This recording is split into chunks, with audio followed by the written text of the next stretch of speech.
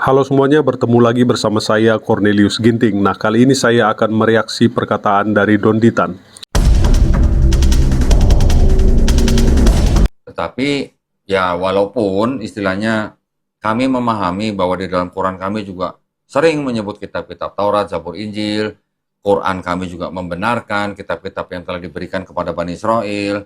Dan kitab kami juga sebagai Al-Furqan, pembeda, ya sebagai batu ujian, Al-Muhaimin, yang juga mengoreksi ya mungkin daripada kesalahan yang sudah dibuat oleh kaum-kaum sebelumnya. Maka itu kami di sini hanya berniat untuk memberikan edukasi kepada para pemirsa bahwa jika kita melihat sesuatu yang mana ini bisa dikatakan ada benang merahnya dari kitab Perjanjian Lama yang yang ditambah dengan Perjanjian Baru, kemudian kita bandingkan dengan Quran, yang menjadi batu ujian harus Quran.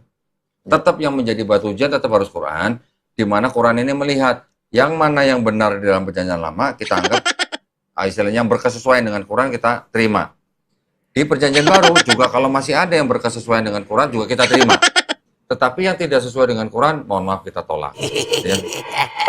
Nah, yang pertama, Don Ditan mengatakan kitab sucinya juga membahas tentang Taurat, Zabur, dan Injil. Nah, sementara Yonatan Nandar dan juga Ipung Atria mengatakan Injil yang dimaksudkan oleh kitab sucinya itu bukanlah Injil yang ada di dalam Alkitab.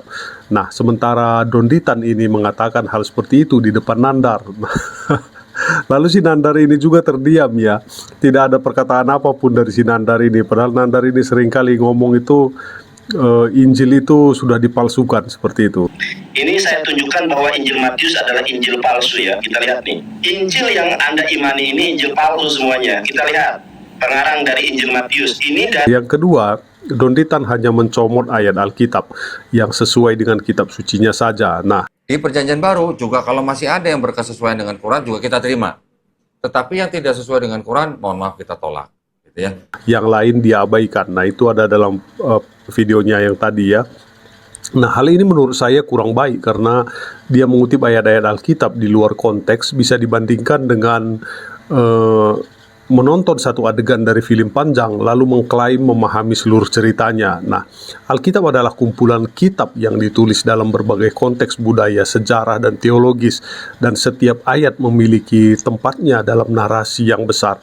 Nah, misalnya jika seseorang mengutip ayat mata ganti mata, gigi ganti gigi, nah dari kitab Keluaran ya, Keluaran 21 ayat 24, dan menggunakannya untuk mendukung balas dendam, nah itu sama saja dengan mengabaikan seluruh ajaran Yesus tentang pengampunan dan kasih dalam Perjanjian Baru.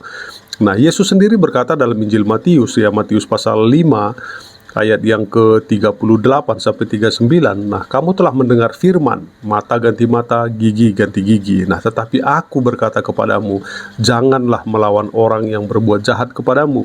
Nah, jadi tanpa pemahaman perkembangan teologi dari Perjanjian Lama ke Perjanjian Baru, interpretasi tersebut sangat menyesatkan ya.